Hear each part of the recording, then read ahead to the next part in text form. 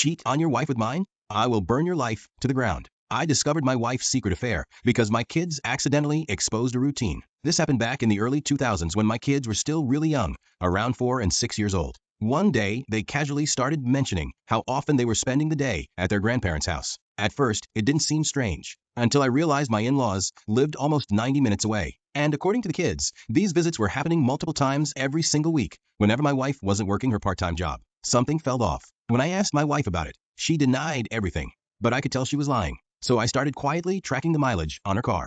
Sure enough, the numbers didn't lie. She was driving hundreds of extra miles every week. Then one afternoon, she accidentally left her email password sitting beside the family computer. I know I probably shouldn't have looked, but my gut told me I needed answers, and I found them. I discovered emails between my wife and her college best friend talking about how she had secretly reconnected with an old high school boyfriend. The messages made it clear they'd been meeting up regularly behind my back. I printed every email, but I still wanted proof. So I hired a private investigator recommended by an old friend. Within days, the investigator uncovered everything. My wife would drop our kids off at her parents' house, meet the guy for lunch, then spend hours with him at cheap motels before picking the kids back up and coming home like nothing happened. That was it for me. I immediately hired a divorce lawyer. But then I learned something else. The guy she was seeing was also married, with 3 kids of his own, and he worked for his father-in-law's company as a sales executive. So on the same day, my wife got served divorce papers at work. The private investigator personally delivered all the evidence to the other man's wife, and his entire life exploded.